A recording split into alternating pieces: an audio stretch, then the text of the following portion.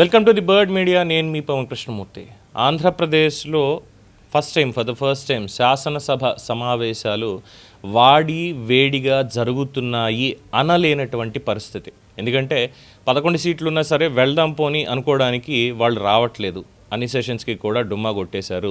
సరే పోనీ మండలిలో అయినా సరే వాళ్ళకి బలం బాగానే ఉంది కదా అంటే అడిగిన ప్రతిదానికి లేదు చేస్తున్న ప్రతి ఆరోపణకి సాధికారికంగా ప్రతి ఒక్కటి పూసగుచ్చినట్టుగా సమాధానాలు చెప్తున్నటువంటి తీరు ఇంకొకటి. సో ఇక్కడ ఏం జరుగుతోంది? పోనీ సమాధానాలతో సంతృప్తి చెందారు అనేటువంటి అభిప్రాయాన్ని ఏమైనా చెప్తున్నారా శాసనమండలిలో అంటే అది కూడా లేదు.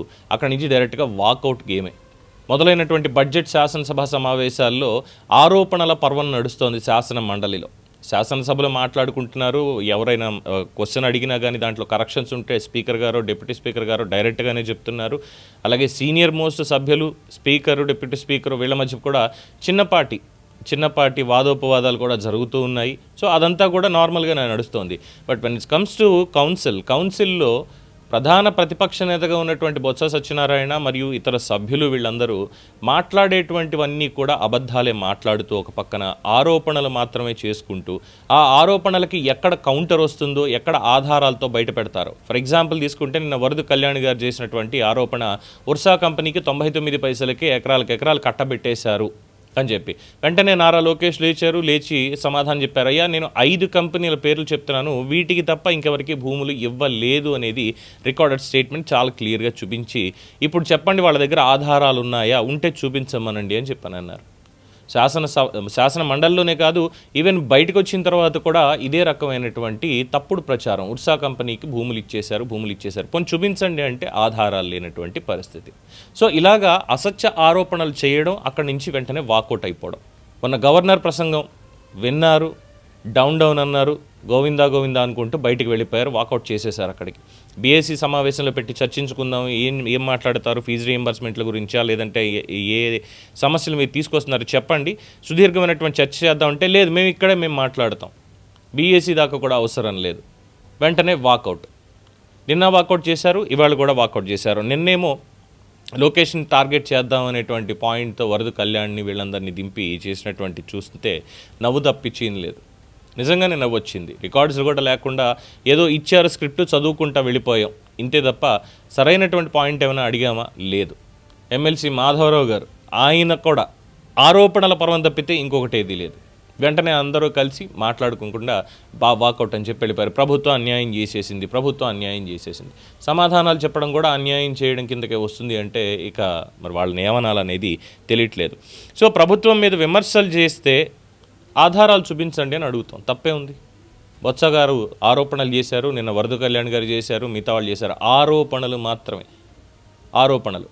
ఆధారాలు చూపించండి, మేము తప్పు చేసామనడానికి మీరు ఇదిగో ఆధారాలు ఇవిగో అని చెప్పి చూపించండి అని లోకేష్ లేచి అడిగితే ఆ ఒక్క మాటకే అదుగో మమ్మల్ని తొక్కేస్తున్నారు.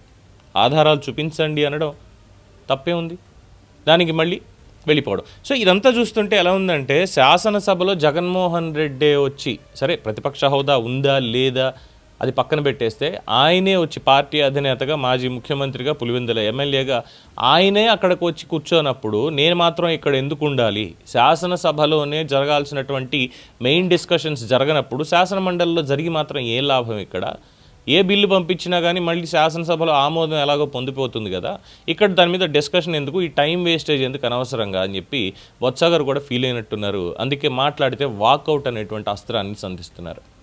ఇక ఎలా ఉందంటే పరిస్థితి, నారా లోకేష్ దారి చూపించాల్సి వస్తుంది. బొత్స గారు ఆరోపణలు చేసి ఈ రోడ్లో కాదు ఎదుర్కొన్నా ఉందండి, మీరు అక్కడి నుంచి ఎగ్జిట్ అవ్వచ్చు, వాకౌటే కదా అది రోడ్ అని చెప్పి చూపించేటువంటి కార్యాచరణ ప్రస్తుతానికి. అంటే వాళ్ళ గౌరవం ఉందా లేదా అనేది విజ్ఞులు ప్రజలే చెప్తారు. బట్ ఒక పదవిలో ఉన్నారు కాబట్టి ఆ పదవికి ఉండేటువంటి గౌరవాన్ని అయినా కాపాడుకోవాలి కదా. లేదు, మాకు ఆ గౌరవం కూడా అవసరం లేదు, కూటమి ఇస్తామన్నా మాకు అవసరం లేదు, మేము మా పంధాలోనే ఉంటాం. అక్కడ మా నాయకుడే మాట్లాడినప్పుడు ఇక్కడ నేను మాత్రం మాట్లాడేది ఏంటి అనే విధంగా బొత్స సత్యనారాయణ గారి పాయింట్ ఉంది. ఇక్కడ ఇంకొక ఎజెండా ఏం చేస్తున్నారు అంటే శాసనమండలిలో ముందు క్వశ్చన్స్ అడగడం, ఈ క్వశ్చన్స్ అడిగి ఒక ఆరోపణ చేయడం లేదంటే బురద జల్లేయడం అయిపోతుంది. శాసనమండలి నుంచి బయటకు వచ్చేసరికి టైం పడుతుంది. ఈ టైం పట్టేసరికి బయటకు వచ్చి ఉన్నటువంటి బాకా ఛానళ్ళు బాకా పేపర్లు వీటన్నిటిలో కూడా ఇంకేముంది, ఇగో నిలదీసేసాం, వీళ్ళు తప్పు చేసేసారనేటువంటి స్టేట్మెంట్లు. పబ్లిక్లోకి ఒక తప్పుడు సమాచారాన్ని పంపించేటువంటి ప్రయత్నం. ఇది వైఎస్ఆర్సీపీ వాళ్ళు చేస్తున్నటువంటిది. సభల మీద వాళ్ళకున్నటువంటి గౌరవం ఏ పాటిది అనేది అర్థం చేసుకోవాలి. ఇక బొత్స సత్యనారాయణ గారు లాంటి సీనియర్ రాజకీయ నాయకుడి గురించి కొత్తగా చెప్పాల్సినటువంటి పని లేదు. బట్ ఆయన కూడా మేము వాకౌటే చేస్తాం ఆరోపణలు చేసేసి అంటే ఎలాగా? అందులోనూ ప్రధాన ప్రతిపక్ష నేతగా శాసనమండలిలో ఆయన ఉన్నారు కాబట్టి ఫ్లోర్ లీడరే ఇలా ఉంటే ఇక కొత్తగా ఎన్నికైనటువంటి ఎమ్మెల్సీలు కావచ్చు, శాసనసభ్యులు కావచ్చు, వాళ్ళకి ఏం తెలుస్తుంది, ఏం నేర్పిస్తారు? శాసనసభ సమావేశాలంటే ఇదేనా? మండలి సమావేశాలు ఇదేనా? చూద్దాం. ఇదే కొనసాగిస్తారా రేపటి నుంచి కూడా? లేదు ఇక రేపటి నుంచి మేము కూడా సభను పూర్తిగా వాకౌట్ చేస్తున్నామని శాసన మండలిలో ఆగిపోతారా? చూడాలి. దీని మీద మీ అభిప్రాయం తెలియచేయండి. చూస్తూనే ఉండండి ది బర్డ్ మీడియా.